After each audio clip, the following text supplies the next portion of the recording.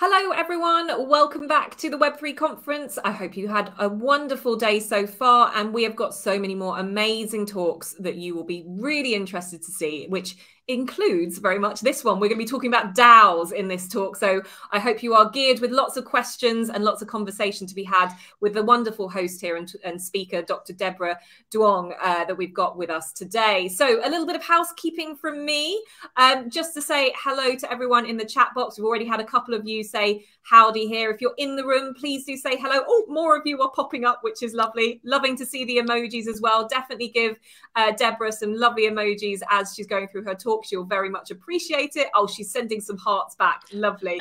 And then to the right-hand side of the chat box is the Q&A section here. If you have a question for Deborah, then please do pop your questions in the Q&A tab. It makes it easier for her to see. If there is a question that is written in that tab that you think is particularly pertinent and something that you definitely want asked, please press that upvote button. She'll be going through them either throughout the talk or at the end of the talk, from the top to the bottom based on the priorities that you as the audience give her. So it's going to be a fascinating conversation about DAOs. Questions are already flying in. That's fantastic.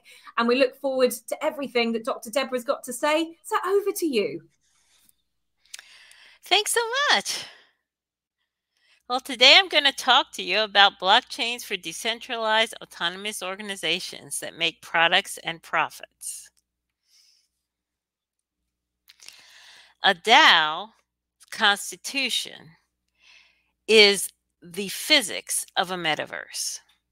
The distributed autonomous organization is more than just a way of counting votes. The rules in its smart contracts are the physics of a social organization, the infrastructure of social relations that self-organize on its basis. Ideally, very little governance is by voting. Better if done in everyday buying and selling in the market, and with the smart contract constitution itself. We want to design a constitution maybe like the U.S. Constitution, where James Madison said ambition must be made to counteract ambition. Much attention has been paid to preventing a double spend in blockchain, but comparatively little to the effects on societies.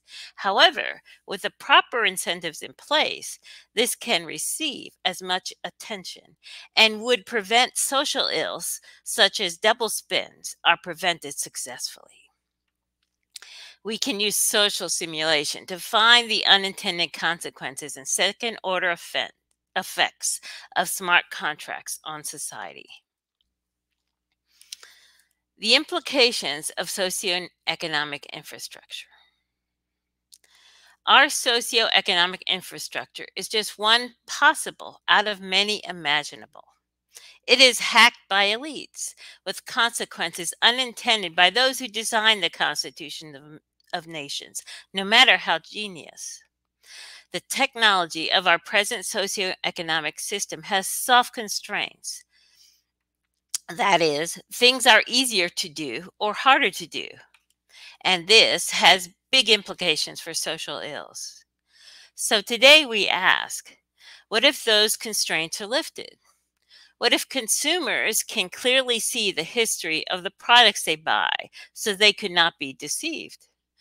What if we could objectively assign credit to people for work they are capable of doing? What if we could unlock the ideas of all the people in a company, not just the few at the top? What if we could use the power of the market against the instinct of power and dominance and the deceptions that support that naked power? So I have for you some examples of social simulation that can study the social implications of smart contracts. I ask, how can intelligent agent simulation be used to study unintended consequences of smart contracts in a socioeconomic system? Well, to do this, we have to look at complex adaptive systems and self-organization. We can look at the macro level institutions that emerge from micro level human cognitive traits. And by institutions, I mean Weberian institutions. That is what people expect from one another in a society. The capacity to seek utility in both perception and action is one micro-level human cognitive trait.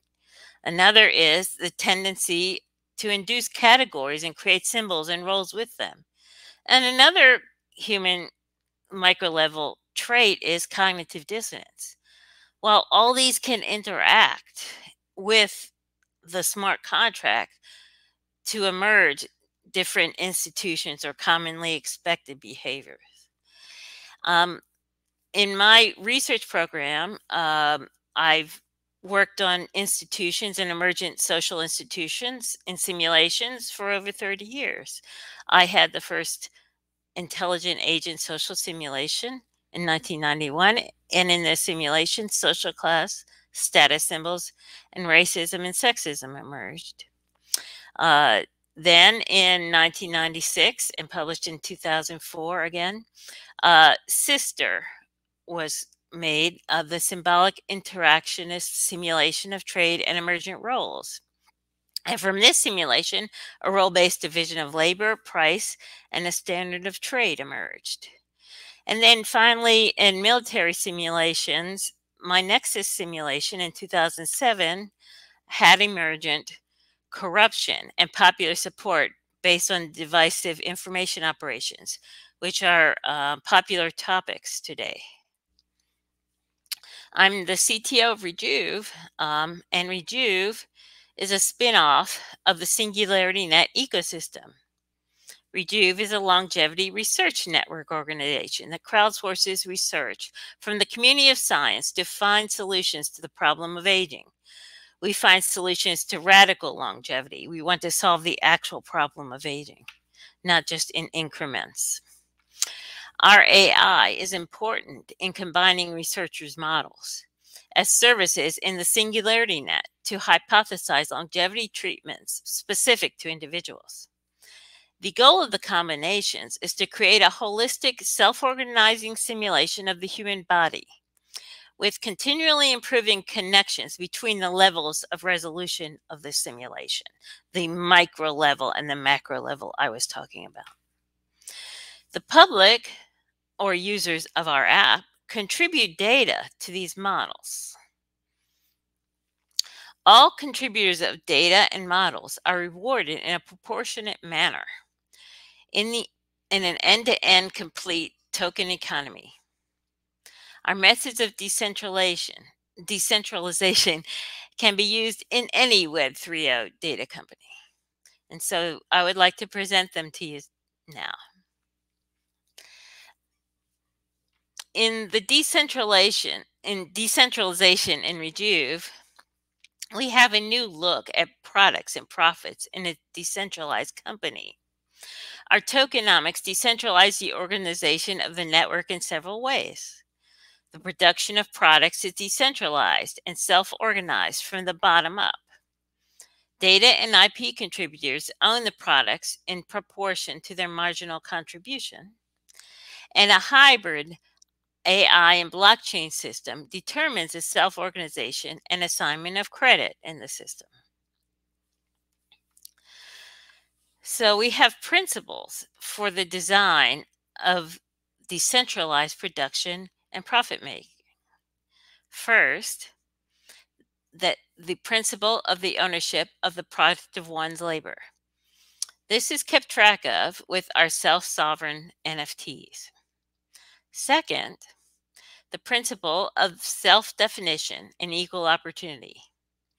The objective automated assembly of data and models occurs in a self-organizing market in which people can define their contribution instead of having it defined for them in hierarchical systems.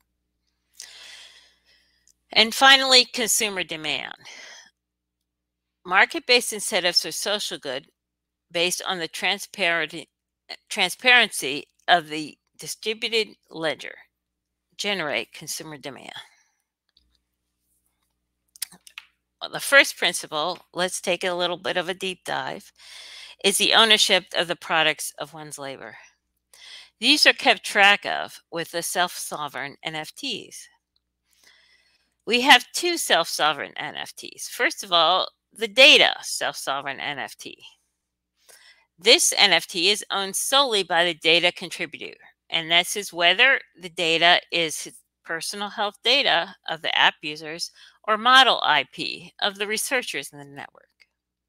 It keeps track of permissions given for data to be used in particular products. It serves as a decentralized ID that is connected to personal data and IP and proves ownership. And this works in conjunction with the product self-sovereign NFT.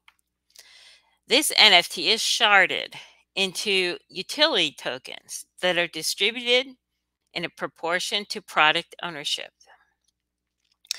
They are initially given to data and IP contributors in proportion to their contribution, beginning with the hypotheses of a product from our AI and continuing through clinical trials, FDA approvals, and sales in pharmacies. If a product is created, then the data and IP contributors are compensated in Rejuve utility tokens, which is a separate token from the NFTs, with every sale of that product.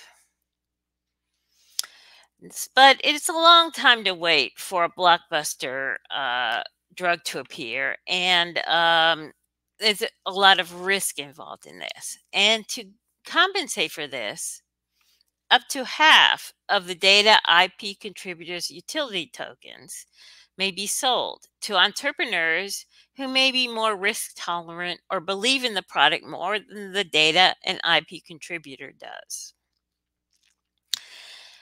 Sales to the entrepreneurs sends tokens back to pay contributors sooner, incentivizing contributions. So here's a little picture of our token system. Now, the Rejuve utility token is not an NFT, it's a utility token, and it flows through the economy. So we can see the data contributors through the app use Rejuve tokens to buy treatments and wearables.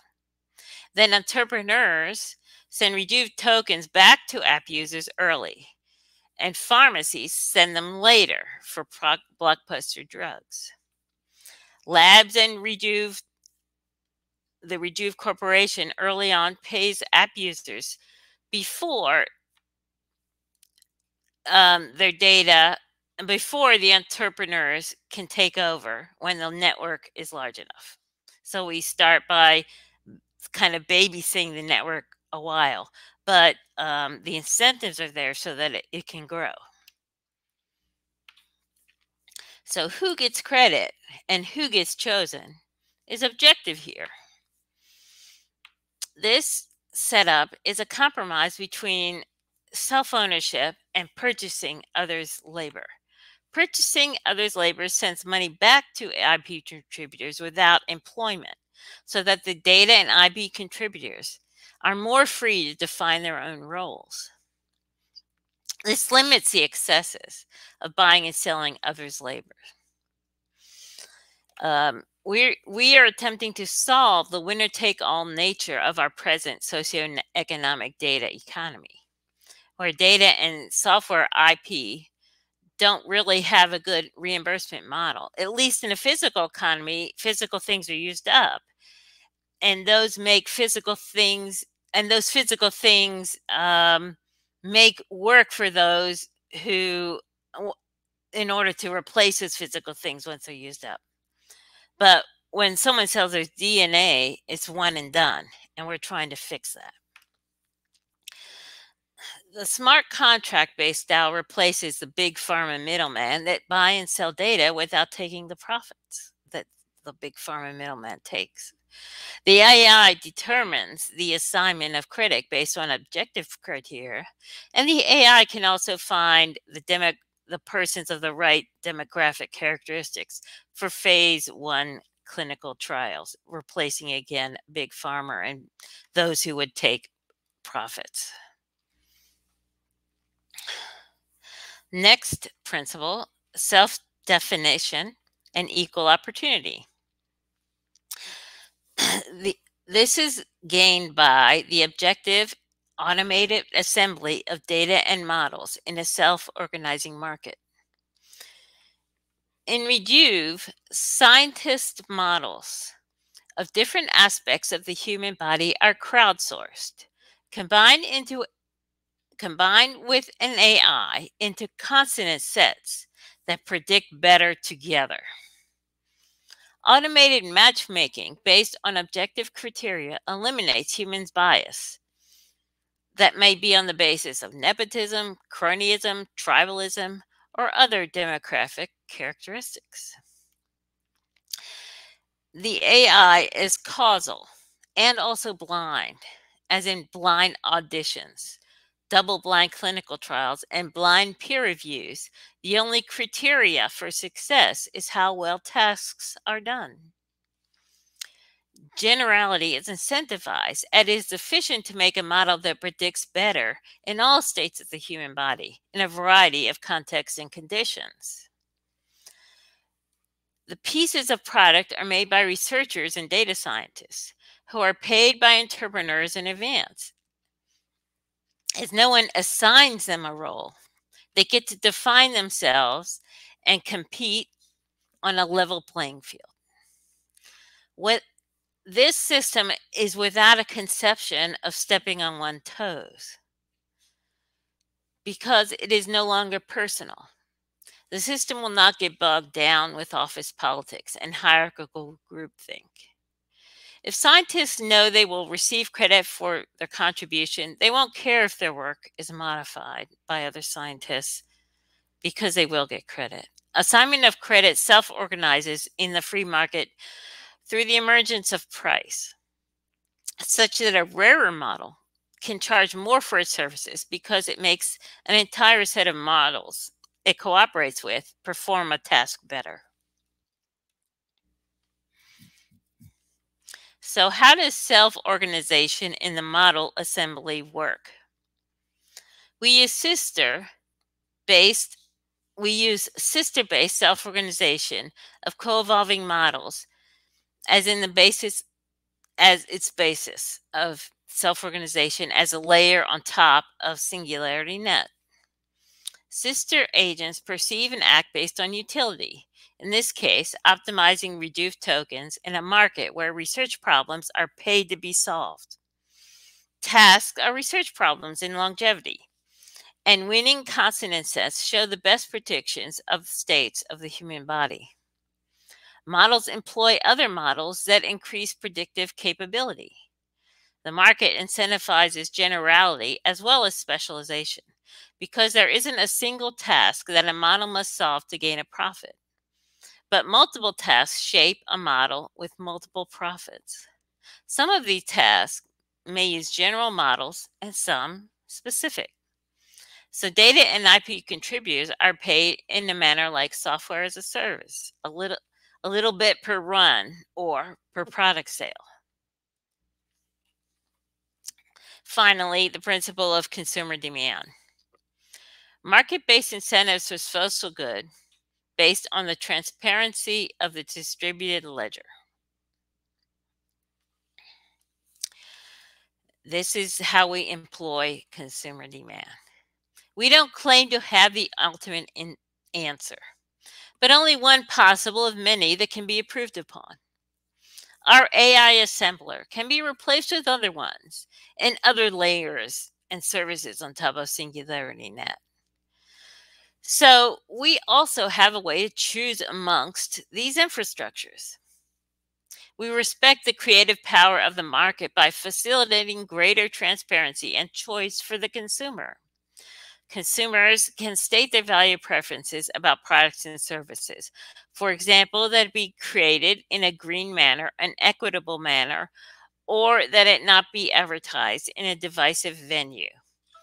Our AI looks at the distributed ledger to measure how well the product complies with the consumer value preferences and ranks products and makes them visible based on this ranking to consumers. In the case of equity, the AI that results in the most equity wins. To to incentivize the choice of values, Pareto optimization is used to minimize any cost to the consumer. Value for price will remain just as important as it is in a market without the Pareto optimization. So here is how equity self-organizes. In this DAO, spending in a market is voting. It is not dependent on voting, but governance is in the smart contract that gives the power of choice ultimately to the consumer. This facilitates a proof of social value, such as equity, rather than a proof based on money or human bias for this blockchain. This creates a new gravity towards social values within corporations rather than owner profit alone. As we can see from this figure, Pareto improvement allows for a new gravity within the system that's for free, because as there is more room for Pareto improvement or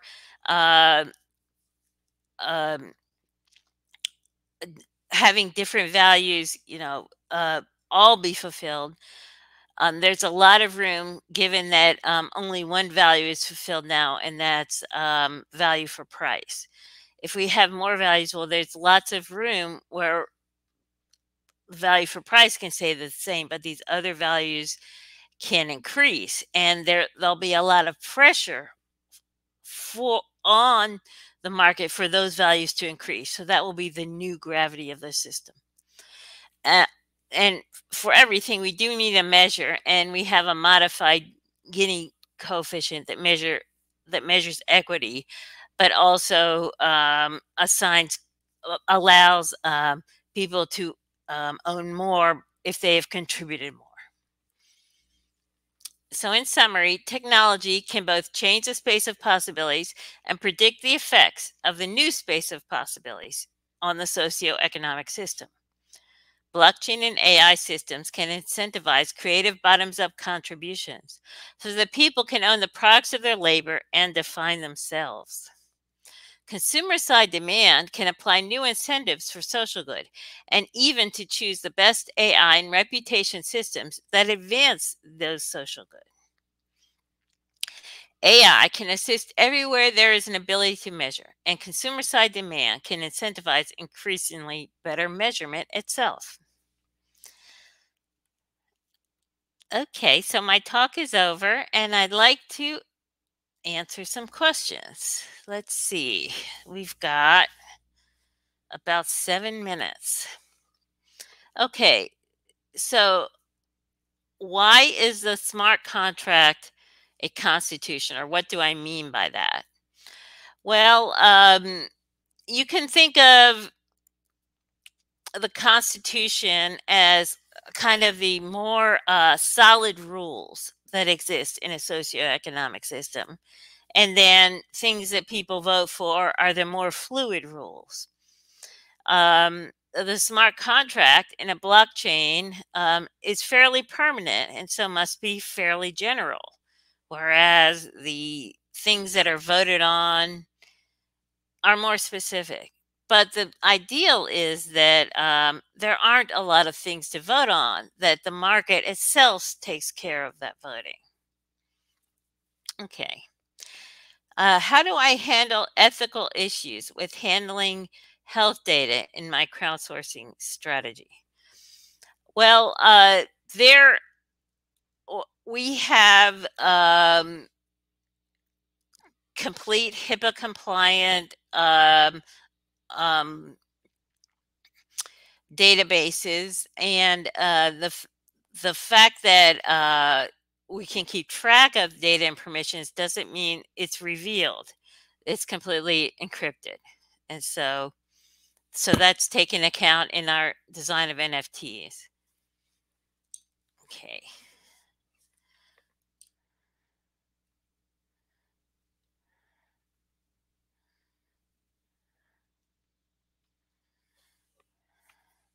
Will this allow us to have less cost for these autonomous social organizations?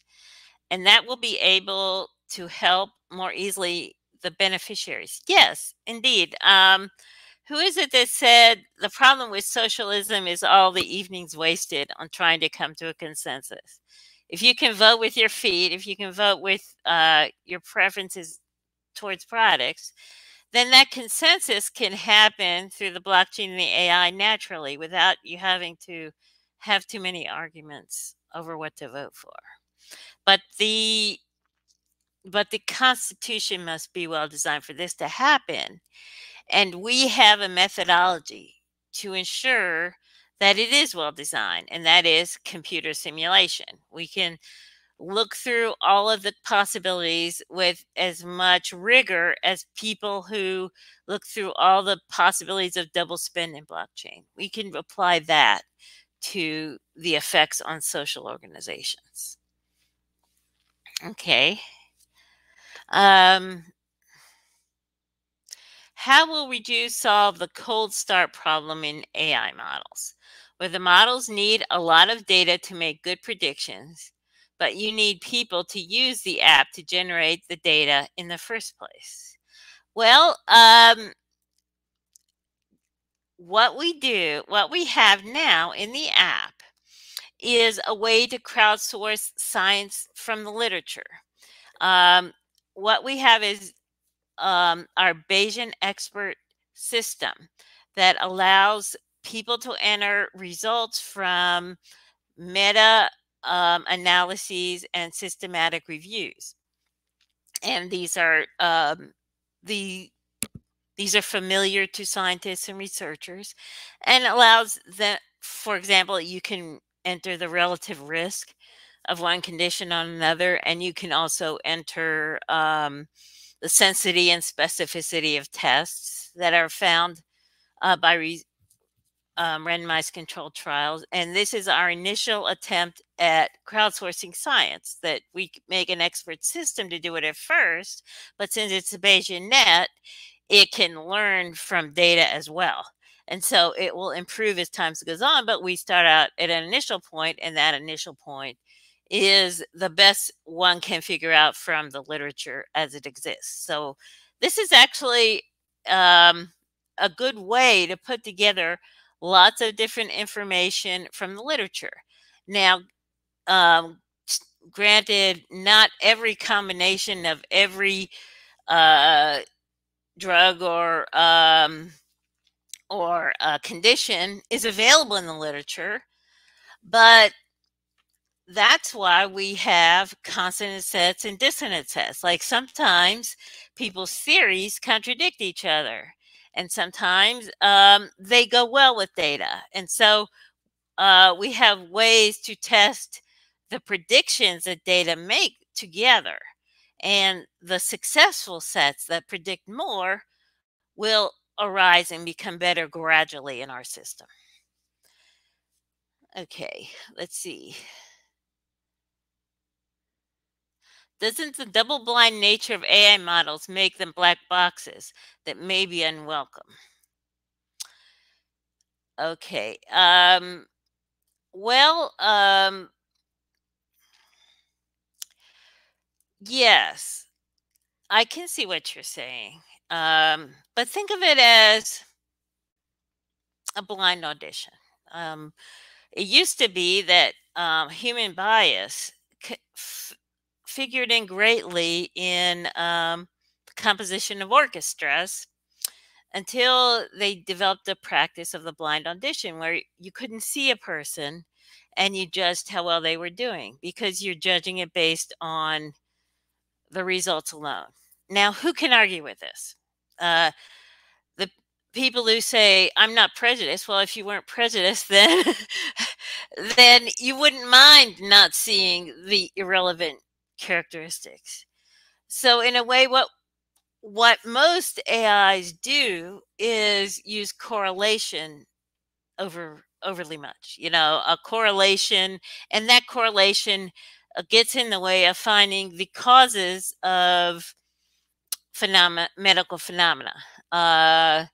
There are standard practices in epidemiology to tease out causation. And that's based on holding all else the same in those demographic characteristics, which is a whole lot like, being blind to the traits of different demographic groups. And so is it unwelcome? I would say it's welcome to all sides. In our world, in the real world, some things are easier and some things are harder. And one thing that's easy for us to do is be prejudiced, and look at someone's demographic traits. And we're just making this infrastructure a little different. So it's harder to do that, but not impossible, given that we need other things to be done, that can be resolved through governance if possible. Okay, I'm over time. Thank you very much.